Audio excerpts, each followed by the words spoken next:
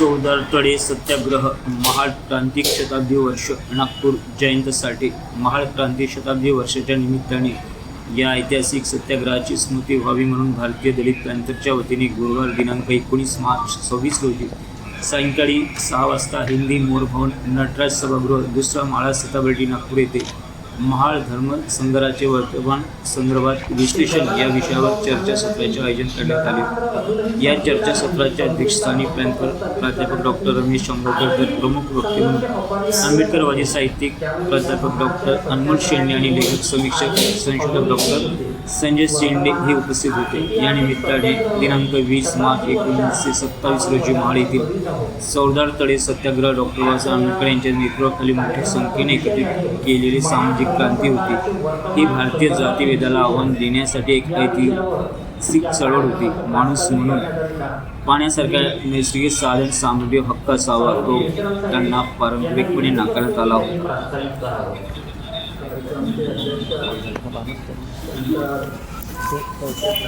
नमस्कार मंच पर उपस्थित हमारे शहर के नामी गिरामी साहित्यकार, लेखक, विचारवंत, एनालिसिसकार और हाल में उपस्थित तमाम बाबा साहब को मानने वाले, उनके मिशन को आगे ले जाने के लिए सोचने समझने वाले मेरे बुजुर्गों, इंसाफ पसंद लोगों, आज जो प्रस्तावना के लिए बोला गया है कि वक्ता तो नहीं होना है, इसका भी लोग कुछ बातें रख सकते, लेकिन कुछ चीज़ें आज के माहौल में रखना बहुत जरूरी भी है। अगर सच नहीं बोला जाए और झूठ का ही दौर चले तो सच कभी कभी दब जाता है। सबसे पहले हमारे नागपुर शहर के नामी पत्रकार, अम्बेडकरी आंदोलन के साहित्यकार रंजीत मेश्राम, हमारे पैंथर के वर्धा के नेता साहित्यकार दत्तानाथ निंगोले तथा हमारे कुछ ही दिनों के पिछड़े हुए प्रसन्नजीत ताकसांडे, इनको श्रद्धांजलि अर्पण करते हुए महाड़ के आंदोलन में जो पहले शहीद हुए भिकाजी संभाजी गायकवाड़ जो अध्यक्ष थे महाड़ सेवा संघ के, जो 20 मार्च 1927 को जो खूनी हमला हुआ था आंदोलन के समय, उसमें शहीद हुए थे, उनको श्रद्धांजलि देते हुए और तमाम जो इस आंदोलन में घायल हुए, जेल में गए उन लोग 30 लोग थे, उन तमाम लोगों को याद करते हुए हाल ही में राहुल गांव में जो कोर्ट में हमारे दलित आदिवासी कामगार लोग मरे हैं, जिन्होंने कई हमारे आंदोलन में भाग लिया, उनको श्रद्धांजलि देते अपनी बातों को रखना चाहूँगा। दोस्तों और मित्रों, महाड़ के आंदोलन के बारे में दुनिया के तमाम लोगों ने, पत्रकारों ने, सोशल साइंटिस्ट ने, रिसर्च स्कॉलर्स जो है, उन लोगों ने बहुत सारे चीज़ों को रखा है। मैं जो पढ़ा हूँ उस आंदोलन में तो भाग नहीं ले सका, लेकिन जो हम पढ़े हैं साहित्य के माध्यम से वो कितना सच है झूठ है पता नहीं, लेकिन एक बात सच है कि बाबा साहब आम्बेडकर ने 1925 को जो बहिष्कृत हितकारिणी सभा बनाया 1925 को, उसी समय भारत में कम्युनिस्ट पार्टी ऑफ इंडिया जो कानपुर में बनी थी, जिसको सिंगरावेलू चेट्टिया जो मद्रास के थे, एक मछुआरा, और दूसरे थे सत्यभक्त छत्तीसगढ़ के, आप यहीं रहते थे हिंदवाल प्रेस में, गोरक्षण में। इन दोनों महानुभावों ने कानपुर में अछूतों के बस्ती में कम्युनिस्ट पार्टी ऑफ इंडिया की स्थापना किया। तीसरा, हेडगेवार साहब ने आरएसएस की स्थापना 1925 में नागपुर में किया। इस प्रकार भारत के राजनीति में ये 3 सामाजिक संगठन, एक था मजदूर किसानों का राज लाने के लिए, दूसरा एक संगठन था आरएसएस जो हिंदू राष्ट्र चाहता था, और तीसरा जो संगठन था बाबा साहब आम्बेडकर ने जो बनाया था बहिष्कृत हितकारिणी सभा। उनका यह बड़ा ऑब्जेक्ट था कि देश में समता, स्वतंत्र, बंधुत्व, डेमोक्रेसी, सोशलिज्म, मॉडर्न इंडिया बनाने का सपना था, और इस सपनों को साकार करने के लिए उन्होंने बहिष्कृत हितकारिणी सभा बनाया। लेकिन जिस प्रकार दुनिया में निग्रोज, हब्जी, यहूदी और शूद्र लोग जो अधिकारों से वंचित थे, मानव अधिकारों से वंचित थे, इन लोगों के बारे में बाबा साहब ने जब स्टडी किया और देखा कि अमेरिका में जैसे निग्रोज का मूवमेंट चला रहे थे अब्राहम लिंकन या आपके मार्टिन लूथर किंग, उसी प्रकार भारत में बाबा साहब अम्बेडकर ने यहाँ के महात्मा फुले के, शाहू महाराज के और तमाम जो सामाजिक सुधार का आंदोलन चल रहा था उसमें उन लोगों ने जो लाया था।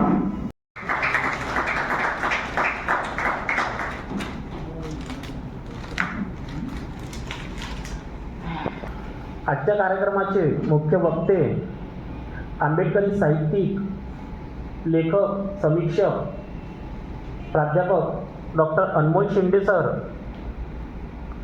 यांचं स्वागत पॅन्थर भाऊराव शिंदे सर करतील अशी मी त्यांना विनंती करतो.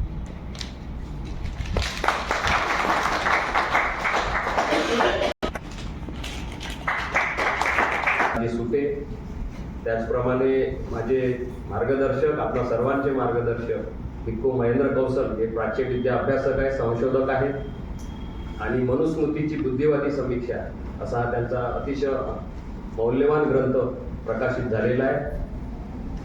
असे प्राध्यापक असे भीम कौशल सर, जयंत साठेजी, त्याचप्रमाणे मुक्तिविमर्श हे जे पाक्षिक आहे याचे संपादक, सहयोगी संपादक माझे मित्र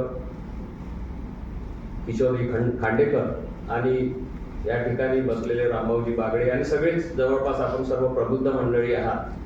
सगळ्यांनाच या 14 तळ्याच्या विषयी प्रास्ताविकातून जशी माहिती दिली ती प्राथमिक माहिती आणि जवळपास सर्व माहिती आपण सगळं प्रगल्भ आहात, प्रबुद्ध आहात, माहिती आहे. परंतु आजचा हा विषय मला वाटते दलित पॅन्थर तर्फे जो हा विषय ठेवलेला आहे हा अतिशय महत्त्वाचा विषय माझ्या दृष्टीने आहे की महार धर्म संग्रहाचे वर्तमान संदर्भात विश्लेषण. तर हे अतिशय महत्त्वाचं आहे की ह्या आपल्या सर्वांना माहीत आहे की या चातुर्वर्ण व्यवस्थेने जे आपल्याला अस्पृश्याचं जीवन आलं तर अस्पृश्यांकरिता या देशामध्ये सर्वप्रथम आपल्या लक्षात येईल की महात्मा ज्योतिराव फुल्यांनी आपल्याला माहीत आहे की त्यांनी जो पाण्याचा हौद होता तो खुला केला सर्वप्रथम.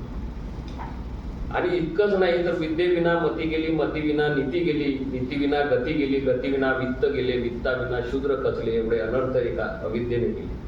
असं जे महात्मा फुल्यांना आपल्याला जो सिद्धांत सांगितला त्या सिद्धांतानुसार सर्वप्रथम 1848 ते 1852च्या दरम्यान महात्मा ज्योतिराव फुल्यांनी अस्पृश्यांसाठी आणि मुलींसाठी शाळा काढल्या.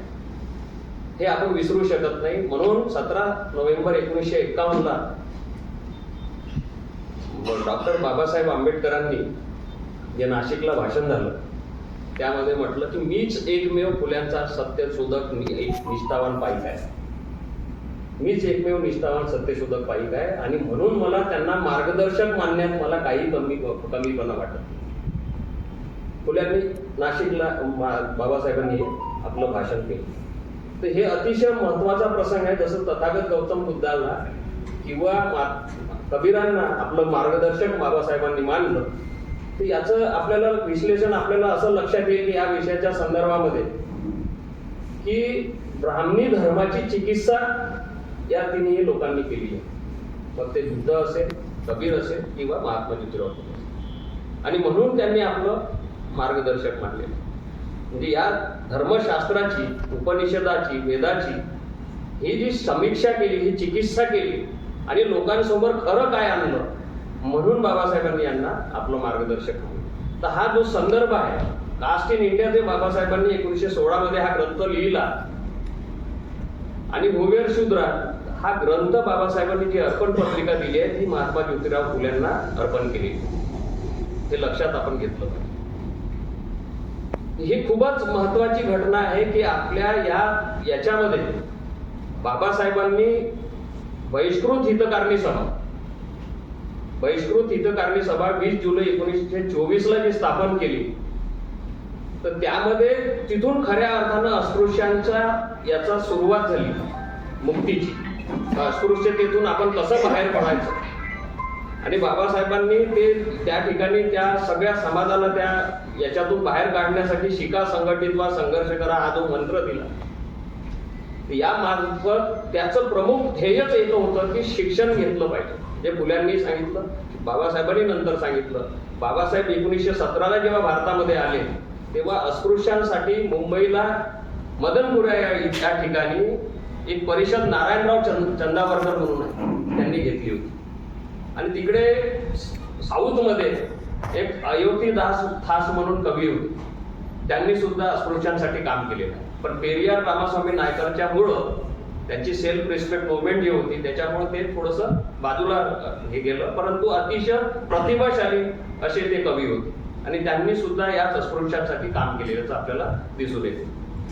तर हा जो संदर्भ आहे 1916चा, जो बाबासाहेबांनी कास्ट इन इंडिया लिहिलं आणि पुढे 1936ला 35चं जे भाषण आहे लाहोर जातीपातिक तोडो मंडळचं, तर ते जे ॲनिमेशन ऑफ कास्ट आहे हे अतिशय महत्वाचं आहे या संदर्भात. मला असं वाटते चौदार तळ्याच्या संदर्भात. जसं बघा मेश्रामजींनी सांगितलं की सीके जे रावबहादूर बोले होते, त्यांनी मुंबई लेजिस्लेटिव्ह काउन्सिलमध्ये हा ठराव घेतला की सर्व अस्पृश्यांकरता हे खुलं केलं पाहिजे. जितकी गव्हर्नमेंटची संपत्ती आहे, पब्लिक संपत्ती आहे, ती संपत्ती लोकांकरता खुली केली पाहिजे. आणि पुढे 1926ला महाड जी म्युन्सिपालिटी आहे त्यांनी सुद्धा हा ठराव घेतला आणि ते ओपन केलं. जिल्हा कोर्टात गेले, ठाणे जिल्हा कोर्टामध्ये गेले. तिथे सुद्धा बाबासाहेब स्वतः मुंबईवरून येत होते आणि तिथे लढले केस म्हणजे पहिल्यांदा, आणि तिथे सुद्धा जिंकले. 1937ला म्हणजे 27 ते 37 असा 10 वर्षाच्या काळानंतर हायकोर्टामध्ये, पुणे येथील हायकोर्टामध्ये अस्पृश्यांकरता हा तलाव मोकळा करण्यात आला. म्हणजे जवळपास 10 वर्षाचा हा संघर्ष आहे, हे आपण लक्षात घेतलं पाहिजे. आणि मला असं वाटते की आजच्या संदर्भात हे जे विश्लेषण करत असताना आपल्या लक्षात येईल की बहिष्कृत हितकारणी सभेसाठी जे बाबासाहेबांनी भाषण केलं आहे, मागे मला आंबेडकर अध्यासनामध्ये बोललो तेव्हाही मी सांगितलं होतं की ते म्हणतात की इतके हजारो वर्ष म्हणजे इसवी सन पूर्व 85 मध्ये सम्राट बृहद्दत्ताची हत्या केल्यानंतर जी मनुस्मृतीचा काळ सुरू झाला, त्याच्यानंतर जवळजवळ 2200 वर्ष आपण कुणाचे नाही कुणाचे गुलाम होतो. आपण पराभव आपल्या देशामध्ये झाला. शक आले, हुन आले, डच आले, पोर्तुगीज आले, इंग्रज, अनेक लोक आले, मोगल आले. तर ह्या सगळ्यांचे आपण कधी ना कधी गुलाम होतो. परंतु तुम्ही माणसासारखे माणूस असून सुद्धा तुम्ही कधीच प्रतिकार का केला? वेळेवर जर योग्य प्रतिकार केला असता तर आज आपली ही जी दैनावस्था आहे अशी झाली नसती. हे अतिशय महत्वाचं भाषण म्हणजे स्वाभिमान स्फुल्लिंग चेतवणारं भाषण बाबासाहेबांनी त्या बहिष्कृत हितकारणी सभेच्या वेळेस केलेलं. तर तुम्ही शिक्षण, तुम्ही कधीच मुंगी सुद्धा पाय पडल्यावर चावते, प्रतिकार करते. तुम्ही माणसासारखे माणसं असताना तुम्हाला जर एखाद्याने म्हटलं की या बागडे साहेब बसा इथे चेअरवर, तर तुम्ही नाही जोहार मायबाप आमची जागा तर पायात आहे असं म्हणणार. हे असं कसं तुमच्या डोक्यामध्ये आलं? सबकॉन्शियस माइंड मध्ये इतकी गुलामी कशी तुमच्यामध्ये आली की तुम्ही साधा प्रतिकार करू शकले नाही? ही भूमिका बाबासाहेबांनी ह्या सर्व लोकांना, अस्पृश्यांना सांगितली की त्याच्यामुळे तुम्हाला पराधीनताच तुम्ही राहिले. तुमचं शरीर असून तुमचा मेंदू कलम झालेला आहे, तुमच्या धडावर तुमचं डोकं नाही आहे. ही काय परिस्थिती तुम्ही स्वतःची करून घेतली? म्हणजे जे नाहीच आहे, जे काल्पनिक आहे, जे थोतांड आहे, त्याला तुम्ही सत्य मानत आहात. आणि हे पिढ्या तुम्ही गुलामी स्वीकारली आहे. तुमच्यामध्ये माणूस केव्हा जागृत होईल? कोणीतरी खोटं नाटक सांगतं, तुमचं शोषण करतं आणि तुम्ही ते स्वीकारता. बाबासाहेब तेव्हा 35-36 वर्षाचे असतील मला वाटतं 1924ला, आणि ते सांगतात एक पोरगा विदेशातून शिकून येतो आणि तुमच्यामध्ये माणुसकीची हे स्फुल्लिंग चेतवतो. ही मोठी घटना माझ्या दृष्टीने. जसं आपण सर्वच आपल्याला अनुभव आलेला असेल की जेव्हा तुम्ही बाबासाहेबांचं वेगवेगळे ग्रंथ वाचता तेव्हा तुम्हाला नव्यानं आविष्कार होतात. तुम्ही अजून समृद्ध होत जाता. अधिक तुम्हाला प्रगल्भता येत राहते, अधिक आनंददायी तुम्हाला माहिती मिळत राहते आणि तुम्ही त्यामध्ये त्या ट्रान्समध्ये जाता. माझ्याही बाबतीत ते तसंच. जेव्हा मी प्रत्येक वेळेस म्हणजे तुम्ही वयाच्या 20व्या वर्षी वाचा बाबासाहेब, 25व्या वर्षी वाचा, 50व्या वर्षी वाचा, 70व्या वर्षी वाचा, तुम्हाला नव्यानं काहीतरी दृष्टी मिळत. तर हा असा अद्भुत असा महामानव आपल्याला मिळाला. आणि हे मिरॅकल, आपण ते मानत नाही मिरॅकल वगैरे चमत्कार ह्या गोष्टी, आपण सर्वच बुद्धिप्रामाण्यवादी विवेकवादी असल्यामुळं. परंतु मला हे आश्चर्य वाटते की एक माणूस या देशात येऊन ही सर्व जाती व्यवस्थेला आव्हान देतो. म्हणजे चौदार तळ्याचं जसं म्हटलं आहे की हे नुसतं पाण्याची लढाई, तर ही we are operate, we will continue fight for justice, dignity, equality आणि right to live with dignity. हे जे बाबासाहेब म्हणतात आजही ती परिस्थिती आहे. आपण जे म्हटलं आहे ना आजही. आणि मग पीपल्स एज्युकेशन सोसायटीच्या ब्रँच पूर्ण महाराष्ट्रभर नाही झाल्या, आपण नाही करू शकलो. मी सुद्धा त्याच्यातला एक नाकर्ता माणूस आहे की जिल्ह्यामध्ये त्याच्या ब्रँचेस व्हायला पाहिजे होत्या. सिम्बायोसिस सारखं किंवा एखादं IIT एम्स सारखं आमचं विद्यापीठ असायला पाहिजे होतं. त्या दिशेनं आम्ही काहीच केलं नाही. आमचं एम्स सारखं एखादं हॉस्पिटल पाहिजे होतं. त्या दिशेनं आमच्यामध्ये मैत्री आली का? आम्ही, कारण मी दोष कोणाला देणार नाही, आपण कोणी कोणाला दोष देऊ शकत नाही, कारण आपणही शेवट उत्क्रांत होतो. 90च्या दशकानंतरच आपल्याला खऱ्या अर्थानं जे काही थोडासा आर्थिकदृष्ट्या लाभ झाला तो ह्या गेल्या 30-35 वर्षातला. म्हणून आपण कोणीच कोणाला दोष दिला नाही पाहिजे, मला असं वाटतं. पण ह्या दिशेनं आपण केव्हा विचार करणार आहोत? आपण प्रबोधनाबरोबर निर्माणाची गरज आहे. जर 50% प्रबोधन यासारखं करत असलो, परंतु आपली काय भूमिका झाली आहे फुले-शाहू आंबेडकरी विचारल्याच्या जे लोक आहे, कार्यकर्ते आहे, मलाही आज जवळपास 38 वर्ष या चळवळीमध्ये झाले. परंतु आम्हालाही असं वाटत होतं की प्रबोधन केल्यानं समताधिष्ठित समाजाची निर्मिती होऊ शकते. फक्त प्रबोधन आणि फक्त प्रबोधन. पण याच्या पलीकडे आम्ही निर्माणासाठी काही करू शकलो सर्व ताल, हा सर्व ताल बिघडला होता सत्यशोधक समाजाचा आहे. परंतु काही लोक होती जी चांगली होती, आणि मग ते ब्राह्मणेतर हा जो संघर्ष होता, ह्या संघर्षामधली लोक होती ती जी ब्राह्मणाच्या जवळ गेली नव्हती, आणि जी गेली नव्हती काय असतं, तीच मंडळी बाबासाहेबांच्या सोबत होती, ज्यांच्या हातून बाबासाहेबांनी मनुष्यचं दहन करून दाखवला. परंतु हा जो अस्पृश्य माणूस होता, याला अशा प्रकारे बाबासाहेबांनी मोठं केलं, आंदोलनामध्ये आणलं, इतकी त्याची मानसिकता बदलून टाकली की 27च्या नंतर पुन्हा जेव्हा सायमन कमिशन म्हणाले की नाही, हे इथं लोकांचे खूप वादविवाद आहेत, इथं बसून नाही होते, आता यांना आपण राऊंड टेबल कॉन्फरन्स मध्ये बोलवलं पाहिजे, आणि राऊंड टेबल कॉन्फरन्स मध्ये यांचं संविधान बनवण्याची चर्चा करू आपण पूर्ण. 27च्या नंतर 28ला सायमन कमिशन आलं, आणि 29 पर्यंत शेवटी तिकडे गेले, रिपोर्ट दिला, आणि ताबडतोब राऊंड टेबल कॉन्फरन्स डिक्लेअर झाल्या. आता बाबासाहेबांनी 19 आणि 27, 28ला ब्रिटिशांच्या समोर ज्या ताकदीनं, ज्या तपशिलानं, ज्या बारकाव्यानं आणि ज्या तथ्यांसह अस्पृश्यांची बाजू मांडली संपूर्ण भारतभराच्या, तर ब्रिटिशांना वाटलं आता ह्या माणसाला राऊंड टेबल कॉन्फरन्स मध्ये बोलवल्याशिवाय पर्यायच नाही आहे, पर्यायच नाही आहे. बाबासाहेबांची 3 निवेदनं सायमन कमिशन समोरची रिपोर्ट आली, आणि सावंतराव कमिशनची साक्ष जर वाचली ना, तर तुम्हाला बाबासाहेबांच्या संविधानिक ज्ञानाची प्रचिती येईल, हे ब्रिटिशांना समजलं, आणि म्हणून ब्रिटिशांनी राऊंड टेबल कॉन्फरन्स बोलवलं. आणि त्याच्यानंतर बाबासाहेबांनी काय काय केलं आपल्याला सर्वांना माहिती आहे. आणि हा माणूस जो 27ला बाबासाहेबांनी जो उभा केला होता धर्मसंघाच्या नावाने, आणि तथाकथित हिंदू धर्माच्या, ब्राह्मणी धर्माच्या विरोधात जो उभा केला होता, त्याची मानसिकता अशी घडवली की सायमन कमिशन येण्याच्या समोर महाराज सत्याग्रह, आणि राऊंड टेबल कॉन्फरन्सला जात असतानाच काळाराम मंदिराचा सत्याग्रह. 5 वर्ष चालला, 3 वर्ष राऊंड टेबल कॉन्फरन्स, 5 वर्ष मंदिराच्या समोर बसवलं, आणि मग तिथं सांगितलं की आम्हाला नाही पाणी पिऊ देत, ना मंदिरात येऊ देत, आम्ही कोणते बा हिंदू. आणि जेव्हा दुसऱ्या राऊंड टेबल कॉन्फरन्स मध्ये बाबासाहेब सोबत जर काँग्रेसचे लोक गेले, गांधी वगैरे, ते सांगितलं आता आम्ही तुम्हाला मंदिरात प्रवेश देऊ. बाबासाहेब म्हणाले आता नाही पाहिजे, कारण बाबासाहेबांना माहित होतं की कशासाठी यांना आंदोलन करायला लावलं, कशासाठी हे केलं. कारण ब्रिटिशांनी अस्पृश्य हिंदू नाही आहेत हे मान्य केलं होतं, अस्पृश्यांना वेगळे राजकीय अधिकार पाहिजे हे मान्य केलं होतं, त्यांना समजलं होती सर्व व्यवस्था, इथली समाज व्यवस्था.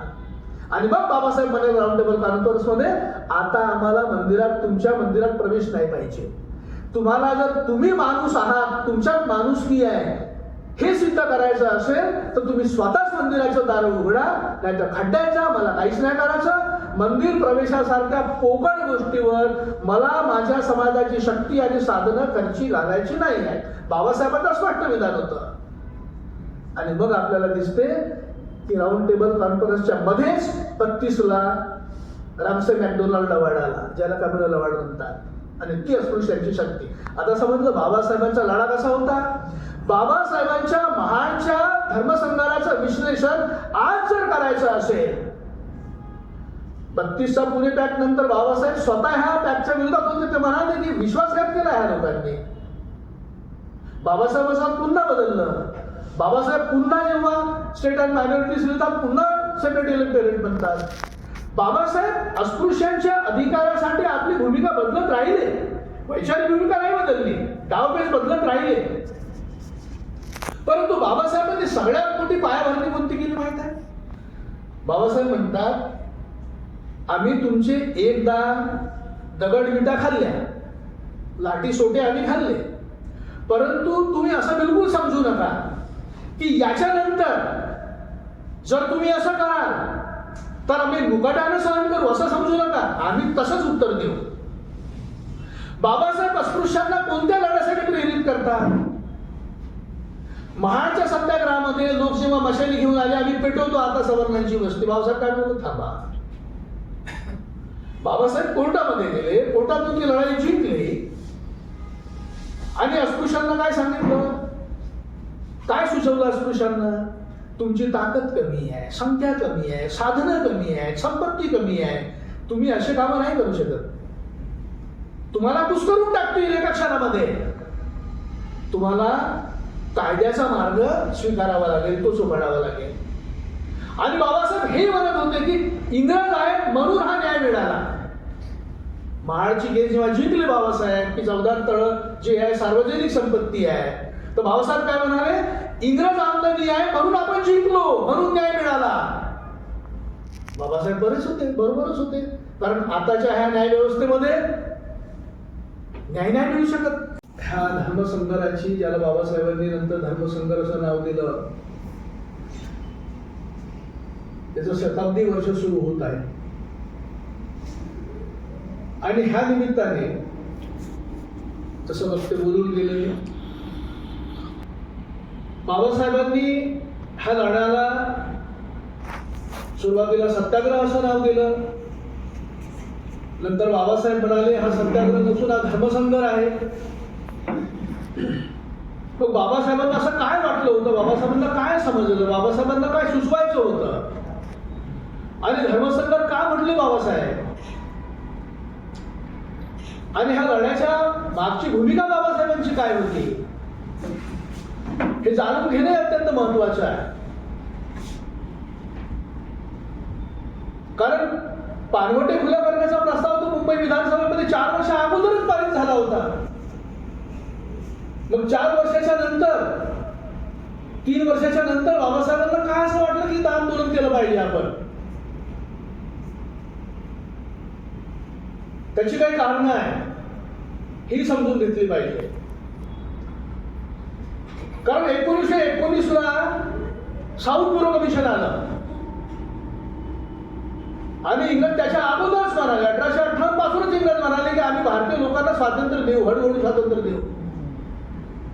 1919च्या साऊथ ब्युरो कमिशन मध्ये बाबासाहेबांनी भलं मोठं निवेदन साऊथ ब्युरो कमिशन समोर दिलं की आम्ही हिंदू नाही आहोत, आम्हाला अस्पृश्य म्हटलं जाते इथे, आम्हाला माणूसपणाचं स्थानच नाही, आमचं अस्तित्व नाही, आम्ही अस्तित्वहीन लोक आहोत, आम्हाला कोणते अधिकार नाही आहेत माणूसपणाचे, गावात राहता येत नाही, कपडे घालता येत नाही, पाणी पिता येत नाही, अन्य अत्याचाराला रोजच सामोरं जावं लागते आम्हाला. कारण बाबासाहेबांना माहित होतं तुम्ही सर्वांना अधिकार देणार आहात आणि ग्रॅज्युअली सर्वांना हळूहळू भारतातल्या लोकांना, भारतीयांना स्वातंत्र्य देणार आहात, तर हे स्वातंत्र्य हातात मुठीत घेणारे आणि आपल्या मुठीमध्ये दडपून ठेवणारे लोक कोण असतील, बाबासाहेबांना माहित होतं. आणि म्हणून बाबासाहेबांनी 1919 साली साऊथ ब्युरो कमिशनला सांगितलं आम्हाला सर्व अधिकार पाहिजेत, आम्हाला हिंदूंपेक्षा वेगळं समजण्यात यावं, आम्ही अस्पृश्य म्हणजे हिंदू नाही, आम्ही ह्या धर्माचे भाग नाही आहोत, आम्ही यांच्या चातुर्वर्ण्य व्यवस्थेचे भाग नाही आहोत, आम्हाला पूर्ण मतदानाचा अधिकार पाहिजे. कारण नॉमिनेशन होतं, बाबासाहेब स्वतः नॉमिनेशनवर मुंबई विधानमंडळाचे सदस्य होते. आम्हाला नॉमिनेशन नाही पाहिजे, आम्हाला मतदानाचा अधिकार पाहिजे. बाबासाहेब म्हणत होते आम्हाला मतदानाचा अधिकार यासाठी पाहिजे, सर्व लोक लिमिटेड मर्यादित मताधिकार मागत होते आणि बाबासाहेब युनिव्हर्सल मागत होते. बाबासाहेब म्हणाले आम्हाला शिक्षणाची अट नाही पाहिजे, कारण आम्ही अशिक्षित आमच्या मर्जीनं नाही राहिलो, यांनी आम्हाला शिक्षित ठेवला. आमच्यासाठी कराचा आणि संपत्तीची अट नाही पाहिजे, कारण आम्ही निर्धन आमच्या मर्जीने नाही राहिलो, यांनी आम्हाला निर्धन ठेवलं म्हणून ते म्हणून. आमच्याकडे कोणतं पद नाही, प्रतिष्ठा नाही, सन्मान नाही आणि तुम्ही आम्हाला मतदानाचा अधिकार नाही देणार. मग ह्या तुमच्या ग्रॅज्युअली देणाऱ्या स्वातंत्र्यामध्ये आमचं स्थान काय आहे? काहीच नाही. आणि ब्रिटिशांनी जरी स्वतंत्र मतदारसंघ नाही दिला त्यावेळेस बाबासाहेबांनी मागितलेला, बाबासाहेबांनी त्याच वेळेस स्वतंत्र मतदारसंघ मागितला होता, जरी त्यांनी दिला नाही, पण अस्पृश्यांना विधिमंडळामध्ये प्रत्येक प्रांताच्या संख्या वाढवून दिली प्रतिनिधी, म्हणजे राजकीय अधिकार मिळाले. बा लक्षात ठेवा, बाबासाहेबांचा लढा कशासाठी आहे? बाबासाहेबांनी 1919 मध्येच अस्पृश्यांना, ह्या संपूर्ण देशातल्या अस्पृश्यांना राजकीय अधिकार मिळवून दिले आणि अस्पृश्य त्या त्या प्रांताच्या विधानसभेमध्ये चालले. बाबासाहेब गेले होते. आणि मग मुंबई विधिमंडळामध्ये हा पानवड्याचा प्रस्ताव पास झाला. परंतु महाडला यासाठी बाबासाहेबांनी आंदोलन केलं की महाडला काही सत्यशोधक समाजाची मंडळी होती, सुरबाळ टिपणीस आणि बाकी बोले साहेब आणि हे सर्व, आणि महाडच्या नगर परिषदेचे अध्यक्ष सुरबाळ टिपणीस होते, जे जुने सत्यशोधक होते आणि बाबासाहेबांच्या ह्या सर्व विचारांचं समर्थन करणारे होते. आणि ती जागा चांगली, आणि म्हणून बाबासाहेबांनी अगोदर महाडच्या नगर परिषदेमध्ये हा ठराव पास करून घेतला. कारण मुंबई सरकारमध्ये जे बसलेले जातीवादी लोक होते त्यांनी ठराव तर पास केला, परंतु गावागावामध्ये नगरपालिका व लोकल बॉडी ज्या आहेत त्यांच्यावर सोडून दिलं की आम्ही मुंबई विधिमंडळामध्ये पास केलं, बरोबर आहे, पण तुमच्या गावामध्ये पानवटे खुले करण्यासाठी नाही, हे तुम्ही ठरवा. आणि म्हणून बाबासाहेबांनी महाडला तो आपल्या लोकांतर्फे ठराव पास करून घेतला आणि ठराव तर पास झाला होता. मग आता ठराव पास झाल्यावर आम्हाला पानवटे का खुले नाही, आणि म्हणून 14 तळ्याचा सत्याग्रह तो. आणि बाबासाहेबांचे सर्व ते सहकारी. नंतर हे सर्व झाल्यानंतर हा ठराव महाड नगर परिषदेने रद्द केला होता. हे विशेष. आता रद्द का केला गेला होता हा नंतरचा भाग आहे. परंतु दरम्यानच्या काळामध्ये जे आंदोलन झाले आणि मग हे सर्व आपल्याला माहित आहे. आणि बाबासाहेब म्हणाले आता हा सत्याग्रह राहिला नाही आहे, आता हा धर्मसंघ आहे. बाबासाहेब काय म्हणाले? अस्पृश्य जर मुसलमान झाला त्याला पाणी पिता येते, ख्रिश्चन झाला त्याला पाणी पिता येते, मग आम्हाला का नाही पिता येत? म्हणजे तुमची दुसऱ्या धर्माचा माणूस चालतो पण आपला नाही चालत. बाबासाहेब म्हणाले हा धर्माची लढाई आहे, क्रुसेड आहे, हा धर्मयुद्ध आहे. आणि ह्या धर्मयुद्धामध्ये एका बाजूला आम्ही उभे आहोत आणि आम्हाला लढायचं कोणासोबत आहे? हे जे धर्माचे ठेकेदार आहेत यांच्यासोबत लढायचं आहे. बाबासाहेब का असं म्हणतात धर्मसंघ? कारण बाबासाहेब अस्पृश्यांना फक्त पाणी पिण्यासाठी म्हणून नाही आणत. बाबासाहेब म्हणतात इंग्रजांनी ह्या देशामध्ये जे अर्ध लोकशाहीचं वातावरण आणलेलं आहे, जी अर्ध लोकशाही सुरू आहे, राजकीय अधिकार मिळत आहे, सर्व अधिकार मिळत आहेत, याच्यामध्ये तुमचं स्थान काय? सामाजिक प्रतिष्ठा तुमची काय? शिक्षणाचं तुमचं काय? राजकीय अधिकाराचं तुमचं काय? तुमच्या स्वतःच्या निर्णयाचं तुमचं काय? बाबासाहेबांचा लढा ह्या दिशेने चालला. आणि म्हणून बाबासाहेब म्हणतात कारण हे सर्व त्या हिंदू धर्माच्या प्रथा परंपरांनी मानसिक गुलाम झालेले लोक यांना जर एकदम उभं करायचं आहे. बाबासाहेब म्हणतात शेकडो वर्ष वाट नाही पाहायची, आम्हाला समानतेसाठी शेकडो वर्ष वाट नाही पाहायची, आम्हाला ताबडतोब पाहिजे. कारण इंग्रज आज आहेत उद्या नाही आहे, आम्हाला ताबडतोब पाहिजे. मग ताबडतोब पाहिजे तर ह्या लोकांना ज्यांनी मानसिक गुलामी कबूल केलेली आहे शेकडो वर्षाची, पिढ्यानपिढ्याची मानसिक गुलामी कबूल केलेली आहे, त्यांना ह्या धर्माच्या बाहेर चटकन काढण्यासाठी बाबासाहेब काय म्हणतात हे धर्मयुद्ध आहे. कारण तुम्ही आजपर्यंत ज्या धर्माला मानत आहात त्या धर्माच्या लोकांसोबत तुम्हाला लढायचं आहे, हे धर्मयुद्ध आहे. बाबासाहेब म्हणतात अस्पृश्यता हा हिंदू धर्मावरचा कलंक नाही, आमच्या शरीरावरचा आहे, आता आम्ही आमच्या रक्ताने धुवून काढू. बाबासाहेब अस्पृश्यांना कोणत्या लढ्यासाठी प्रेरित करून द्यायला लक्षात ठेवा. बाबासाहेब काय म्हणतात हा आमच्या रक्ताने आम्ही धुवून काढू. बाबासाहेब अस्पृश्यांना ज्या धर्माच्या गुलामीखाली होते त्या धर्माच्या धर्म मार्तंडाच्या विरोधामध्ये, त्याच धर्माचे जे राजकीय सत्तेमध्ये बसलेले लोक होते त्यांच्या विरोधात लढण्याचं खुलं आवाहन करतात. खुलं आव्हान आहे आणि समोरच्या पक्षासाठी आव्हान आहे. अस्पृश्यांसाठी जरी आव्हान असलं परंतु समोरच्या पक्षासाठी आव्हान आहे की आता आम्ही उभे झाले आहोत, आता इंग्रजांनी दिलेली सत्ता तुमच्या एकट्याच्या हातात नाही राहणार. कारण बाबासाहेबांना माहित होतं 19च्या नंतर बाबासाहेब साऊथ कमिशन समोर गेले. ह्या कमिशनने ब्रिटिश पार्लमेंटमध्ये रिपोर्ट दिला की 10 वर्षाच्या नंतर पुन्हा भारतामध्ये एक कमिशन पाठवा आणि राजकीय अधिकार आणि संविधान निर्मितीची लोकांकडून कल घ्या. तर बाबासाहेबांना माहित होतं 27 साइमन कमिशन येणार आहे. आणि हे कमिशन ह्या देशामध्ये संविधान कसं बनवायचं भारतीयांसाठी आणि भारतीयांना राजकीय अधिकार आणखी किती द्यायचे हे ठरवणार आहे. आणि ते सायमन कमिशन बनल्यानंतर त्याचे ट्रबोटकीप्स अध्यक्ष झाले म्हणून सायमन कमिशन नाव झालं. तर 27 मध्ये सायमन कमिशन किंवा कोणतं एक कमिशन, स्टॅच्युटरी कमिशन हे बनणारं बाबासाहेबांना माहित होतं. 19च्या नंतरचे 10 वर्ष होत होते, 20च्या नंतरचे. आणि मग बाबासाहेब काय म्हणतात, कारण 19चा जो ऍक्ट आला त्याच्या अगोदरची कमिटी होती आणि ते म्हणाले होते 10 वर्षानंतर बनवा.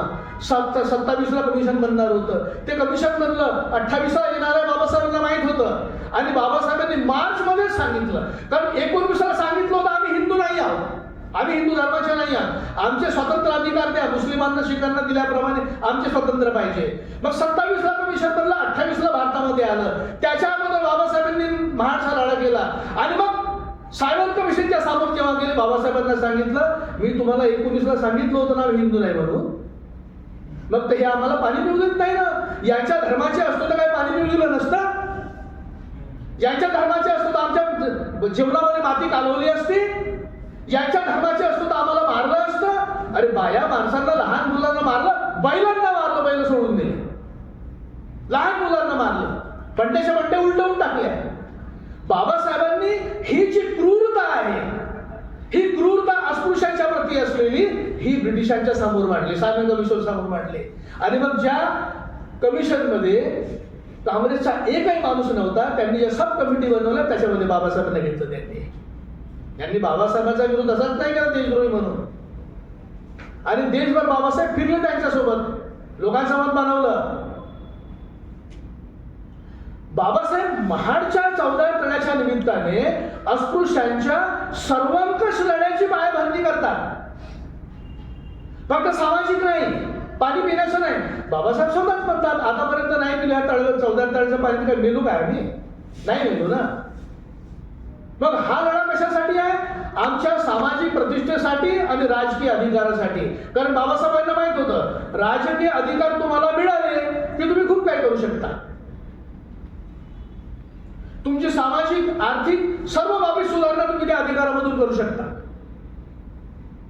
आणि बाबासाहेबांनी आपल्या लोकांना उभं केलं. आता हा जो उभा झालेला माणूस आहे, बाबासाहेब धर्मसंकट म्हणाले आणि धर्मसंकट आहे हे सिद्ध करण्यासाठी त्याच महाडमध्ये 25 डिसेंबरला पुन्हा अधिवेशन घेतलं. आणि मग मनुस्मृतीचं दहन केलं आपल्या सहकाऱ्यांच्या हाताने. आता कोणी म्हणतात की बाबासाहेबांना नाही, ते त्यांची चित्रे शास्त्र बुद्धी. आता बाबासाहेबांच्या मंजुरीशिवाय, बाबासाहेबांच्या डोक्याशिवाय कुणाचं डोकं एवढं चालत होतं? बाबासाहेबांनी त्यांच्या हातून करून घेतलं इतर लोकांना दाखवण्यासाठी. कारण त्यावेळेचं वातावरण वेगळं होतं.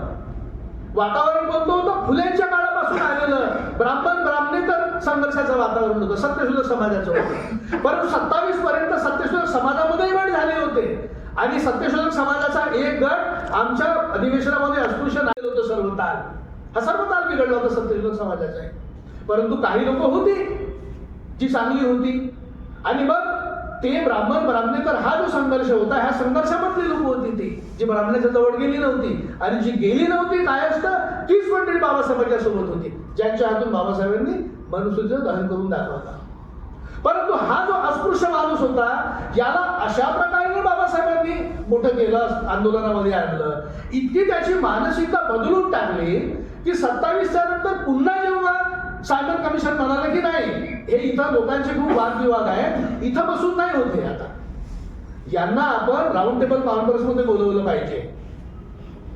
आणि राऊंड टेबल कॉन्फरन्स मध्ये यांचं संविधान बनवण्याची चर्चा करू आपण पूर्ण.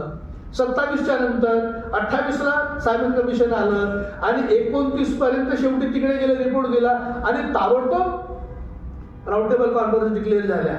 आता बाबासाहेबांनी 19 आणि 27, 28ला ब्रिटिशांच्या समोर ज्या ताकदीनं, ज्या तपशिलानं, ज्या बारकाव्यानं आणि ज्या तथ्यांसह अस्पृश्यांची बाजू मांडली संपूर्ण भारतभराच्या, तर ब्रिटिशांना वाटलं आता ह्या माणसाला राऊंड टेबल कॉन्फरन्स मध्ये बोलवल्याशिवाय पर्यायच नाही आहे. बाबासाहेबांची ती निवेदन सायमन कमिशन समोरची रिपोर्ट आली आणि सावंतराव कमिशनची साक्ष जर वाचली ना तर तुम्हाला बाबासाहेबांच्या संविधानिक ज्ञानाची प्रचिती येईल. हे ब्रिटिशांना समजलं आणि म्हणून ब्रिटिशांनी राऊंड टेबल कॉन्फरन्स बोलवलं आणि त्याच्यानंतर बाबासाहेबांनी काय काय केलं आपल्याला सर्वांना माहिती आहे. आणि हा माणूस जो 27ला बाबासाहेबांनी जो उभा केला होता धर्मसंघाच्या नावाने आणि तथाकथित हिंदू धर्माच्या ब्राह्मणी धर्माच्या विरोधात जो उभा केला होता त्याची मानसिकता अशी घडवली की सायमन कमिशन येण्याच्या समोर महाराज सत्याग्रह आणि राऊंड टेबल कॉन्फरन्सला जात असतानाच काळाराम मंदिराचा सत्याग्रह 5 वर्ष चालला. 3 वर्ष राऊंड टेबल कॉन्फरन्स, 5 वर्ष मंदिराच्या समोर बसवलं आणि मग तिथं सांगितलं की आम्हाला नाही पाणी पिऊ देत ना मंदिरात येऊ देत, आम्ही कोणते बा हिंदू. आणि जेव्हा दुसऱ्या राऊंड टेबल कॉन्फरन्स मध्ये बाबासाहेब सोबत जर काँग्रेसचे लोक गेले गांधी वगैरे ते सांगितलं आता आम्ही तुम्हाला मंदिरात प्रवेश देऊ. बाबासाहेब म्हणाले आता नाही पाहिजे, कारण बाबासाहेबांना माहित होतं मी कशासाठी यांना आंदोलन करायला लावलं, कशासाठी हे केलं. कारण ब्रिटिशांनी अस्पृश्य हिंदू नाही आहेत हे मान्य केलं होतं. अस्पृश्यांना वेगळे राजकीय अधिकार पाहिजे हे मान्य केलं होतं. त्यांना समजलं होती सर्व व्यवस्था, इथली समाज व्यवस्था. आणि मग बाबासाहेब म्हणाले राऊंड टेबल कॉन्फरन्स मध्ये आता आम्हाला मंदिरात तुमच्या मंदिरात प्रवेश नाही पाहिजे. तुम्हाला जर तुम्ही माणूस आहात, तुमच्यात माणुसकी आहे हे सिद्ध करायचं असेल तर तुम्ही स्वतःच मंदिराचं दार उघडा, नाही तर खड्ड्याचा मला काहीच नाही करायचं. मंदिर प्रवेशासारख्या पोकळ गोष्टीवर मला माझ्या समाजाची शक्ती आणि साधनं खर्ची घालायची नाही आहे. बाबासाहेबांचं स्पष्ट विधान होतं.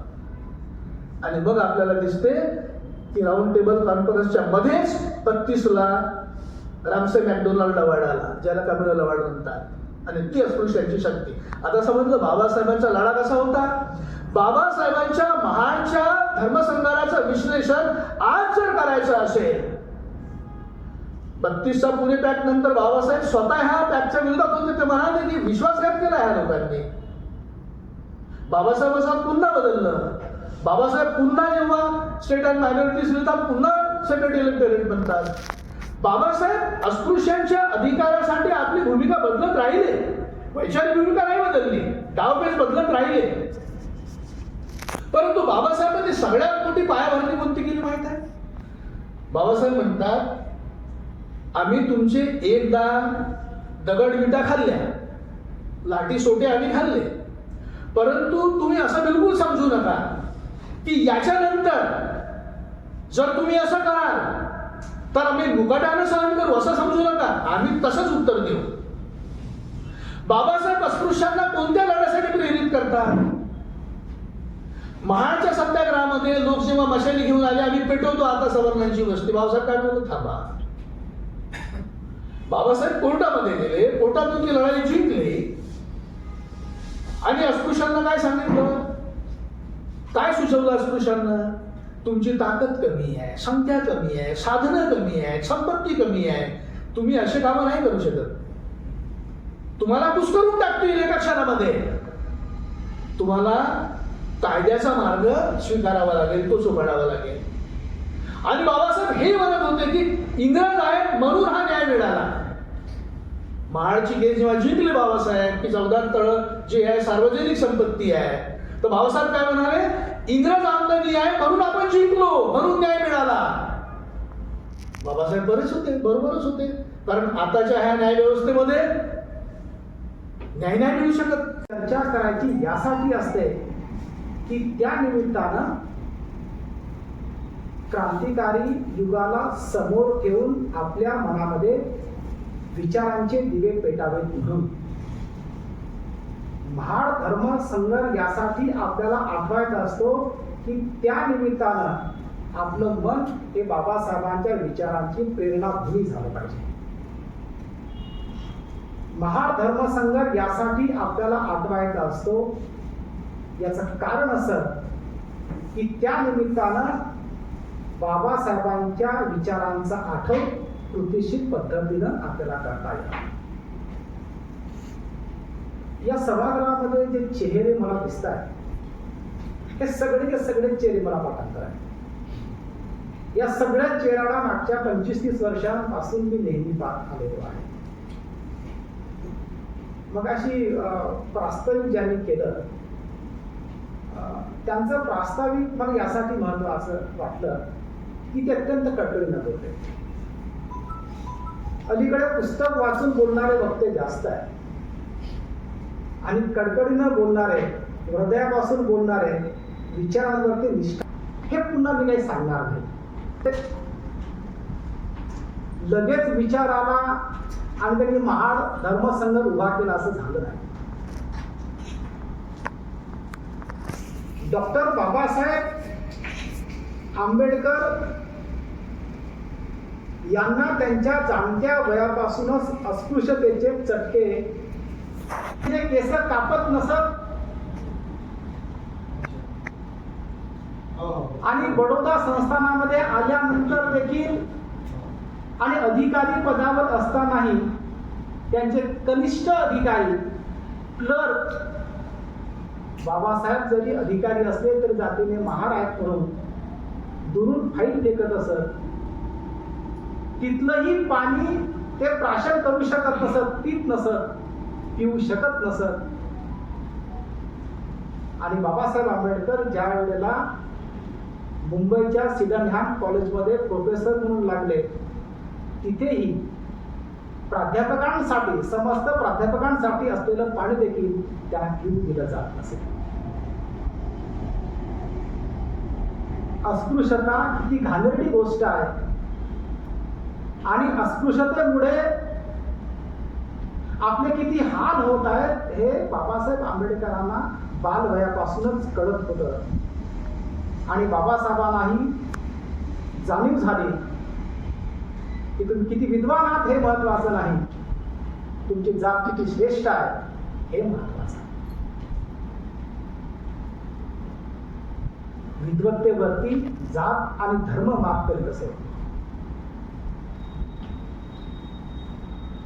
बाबासाहेब आंबेडकरांचे गुरु बुद्ध, कबीर आणि ज्योतिबा हे त्यांच्या जातीमधले नव्हते आणि धर्मामध्ये नव्हते.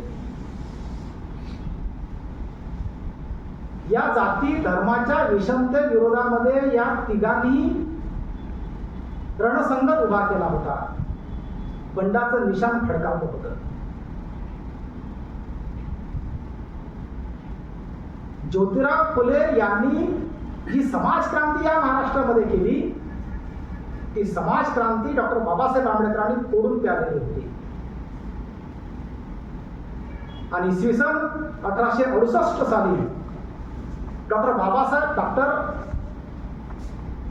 आंबेडकरांना हे माहीत होतं की 1868 साली पहिल्यांदा या महाराष्ट्रामध्ये सर्वसामान्य माणसांना नव्हे तर अस्पृश्य लोकांना देखील